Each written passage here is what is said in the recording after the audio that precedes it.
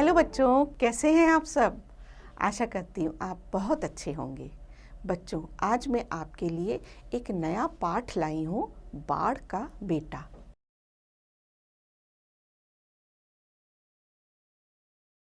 बाढ़ बाढ़ क्या होती है बच्चों? जब बारिश होती है और बहुत सा पानी एकत्रित हो जाता है और शहरों में, जंगलों में भर जाता है, उसे बाढ़ कहते हैं। बाढ़ आ रही है, सुखिया ने कहा। विशेषर ने जरा सिर उठाकर उसकी ओर देखा और फिर अपने जाल की मरम्मत में लग गया। बाढ़ आ रही है, क्या विशेषर यह नहीं जानता? आज 4 दिनों से उत्तर की ओर से उमस सी रही।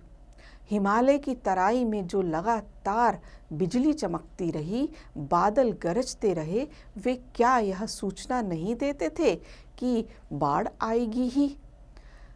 बाढ़ उसके लिए कोई नई चीज़ है क्या? बचपन से ही वह बाढ़ देखता आया है, उससे खेलता आया है। बीच चौर में है उसका गांव। 4 महीने तक तो यह एक टापू ही बना रहता है। टापू क्या होता है बच्चों?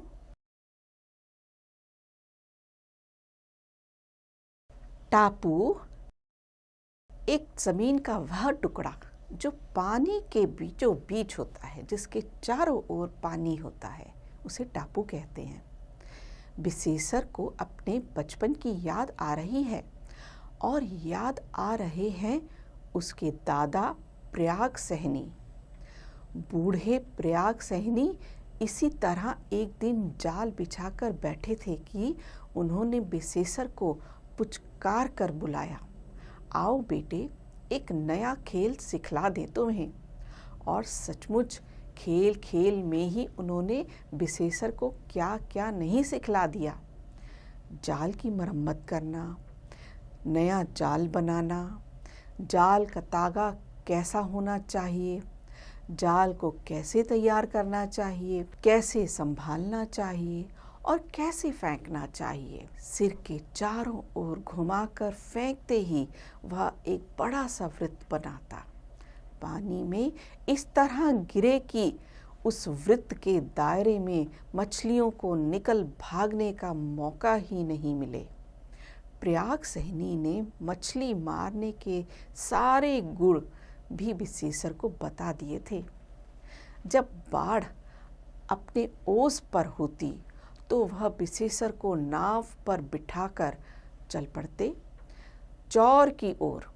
दिन में ही नहीं, अंधेरी रात को भी, और कहते, डरना मत बेटे, बाढ़ में देवी देवता होते हैं, भूत पिशाच नहीं।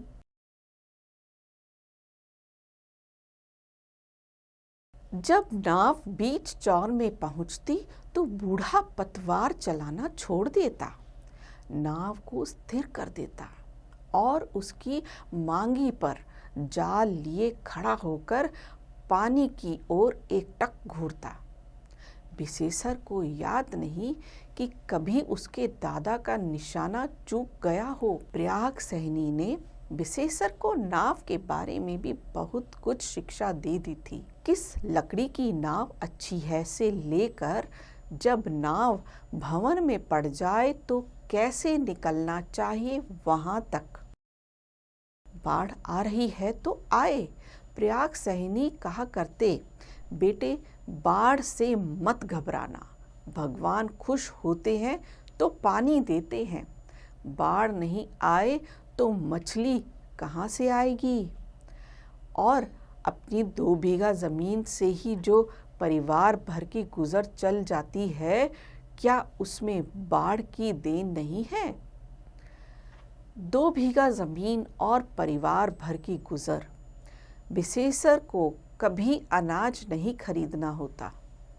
हर साल बाढ़ आती है और कुछ नई कुंवारी मिट्टी खेतों में डाल दी जाती है।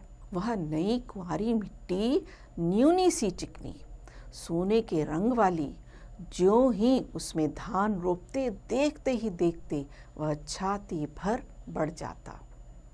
मेण ऊंची करो, कुंदाल मजबूती से पकड़ो, समय पर खेती करो, बाढ़ आती है तो आने दो। लगा जैसे प्रयाग सैनी आज भी विशेषर को उपदेश नहीं आदेश दे रहे हों। और सचमुच बाढ़ आ गई, किंतु इस साल की बाढ़ को क्या सिर्फ बाढ़ कहा जा सकता है? यह बाढ़ नहीं आई, जैसे जंगल का बाघ आया, उछलता कूदता गरजता तरजता। लोगों ने देखा 3 हाथ ऊंची पानी की दीवार जैसी लहर दौड़ती हुई चली आ रही है। खेतों को, खड्डों को, मेड़ों को, बांधों को डुबोती, पाटती, तोड़ती। लोग भागे, हलवाहे हल बैल लेकर भागे, चरवाहे गाय भेड़ लेकर भागे। जो जहां था सिर पर पैर रखकर भागा। पानी गांव में घुस गया, अब घरों में घुस रहा है। पहले सारा गांव टापू लगता था, अब हर घर टापू लग रहा है। विशेषर दरवाजे की चीजों को सहेज रहा था, ढोरों को संभालता था, चारे को संभालता था, ईंधन को संभालता था, नाव को संभालता था, जाल को संभालता था, कुंदाल को संभालता था, पतवार को संभालता था। एक को संभालता होता कि दूसरे को संकट में देखता। उधर आंगन में सुकिया परेशान है। अंत में वह चिल्ला उठी, पानी चूल्हे तक चढ़ आया है, दौड़ो हो। विशेषर कहाँ कहाँ दौड़े, क्या क्या बचाए। पानी बढ़ता गया, बढ़ता गया। बाहर की सारी चीजें भीग गई, भीतर की भीग रही हैं। इतना ही नहीं, कपड़े और अन्न तक को नहीं बचा सका वह। अंत में तो ऐसा लगा कि उसकी यह झोपड़ी भी कहीं बह ना जाए। जो कुछ संभव हुआ लेकर वह पहुंचा गांव के नुनफर पर। गांव का यह नुनफर आज गांव का गोवर्धन बन गया है। बाल बच्चे, माल गोरू, अन्न धन, चारा, ईंधन आदि लेकर लोगों ने इस नुनफर की शरण ली है। अरे कलछी तो घर में ही छूट गई। सुकिया की बात सुनकर विशेषर झल्लाया। जहां पहले हाहाकार था, अब वहां चीत्कार है, आर्तनाद है। लेकिन रोने धोने से क्या होता है? लोग धीरे धीरे शांत हो रहे हैं। प्रयाग सैनी कहा करते थे, जो बाढ़ जितनी तेजी से आती है वह उसी तेजी से भागती भी है। दूसरे ही दिन से पानी घटने लगा था, लेकिन फिर भी गांव से निकलते निकलते 7 दिन लग ही गए। उफ, इन 7 दिनों भी गांव की कैसी दुर्गत हो गई है। लगता है गांव में किसी ने बमबारी की हो।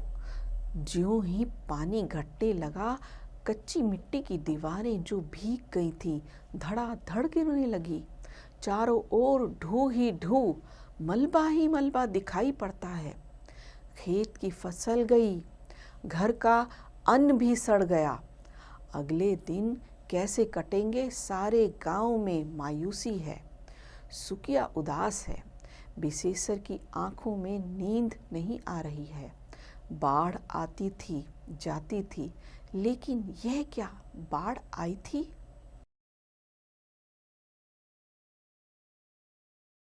नहीं नहीं, विशेषर इस तरह बैठा बैठा छींकता नहीं रहेगा। उसके दादा कहा करते थे, बेटा जो मालिक लेता है वही देता है, बशर्ते कि आदमी जांगर चलावे।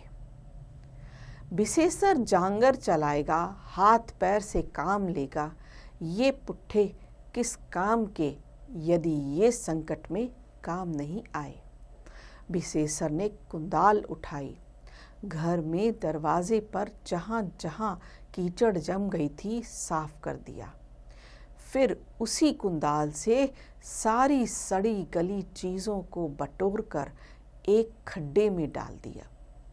जहाँ जहाँ गंदगी थी उसकी कुंदाल वहाँ वहाँ पहुँची। 2 दिन में ही उसका घर बार फिर चमकने लगा। सुकिया ने इस काम में उसकी कम मदद नहीं की। फिर विशेषर कुंदाल उठाकर अपने खेत पहुँचा, मेड़ों को दुरुस्त किया, खड्डों को भरा। वह खेत में फिर धान रोपेगा, जांगर नहीं चलाएगा तो गुजर कैसे होगी। दिन भर वह कुंदाल चलाता है, रात में जाल उठाता है और चल पड़ता है चौर में मछली पकड़ने। अजीब रही इस साल की बाढ़। लगता है सारी मछलियों को भी वह बटोर कर ले गई है। लेकिन विशेषर हार नहीं मानेगा। दिन भर खेत में, रात भर चौर में विशेषर ने इस दानवी बाढ़ की चुनौती स्वीकार कर ली है। एक दिन सुकिया ने कहा, रिलीफ आई है, चावल बट रहे हैं, कपड़े बट रहे हैं। फिर रिलीफ आई है, भूकंप के साल भी आई थी। रिलीफ का क्या मानी होता है तू समझती है? मैं क्या जानूं, गांव के कई लोग रिलीफ लेने गए हैं। जो जानते हैं जाने दो। रिलीफ मानी भीख। दादा ने मरते समय कहा था, बेटा भूखों मर जाना, भीख मत मांगना, लोगों को भीख मांगने दो। तू इस कुदाल और जाल पतवार की खैर मना।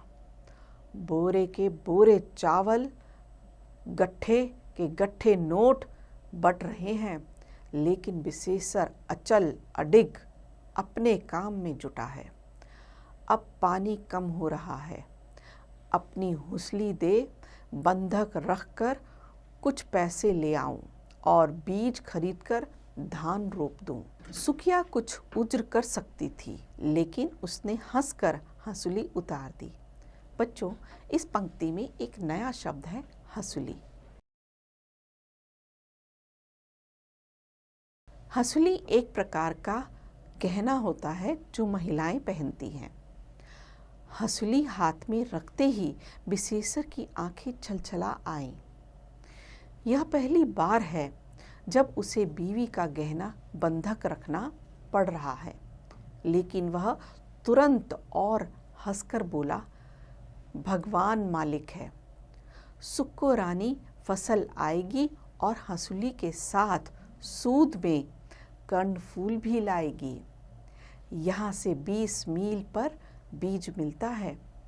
दूसरे दिन थोड़ी रात रहते विशेषर यहाँ से चला और आधी रात को नाव पर बीज लाद कर पहुँचा।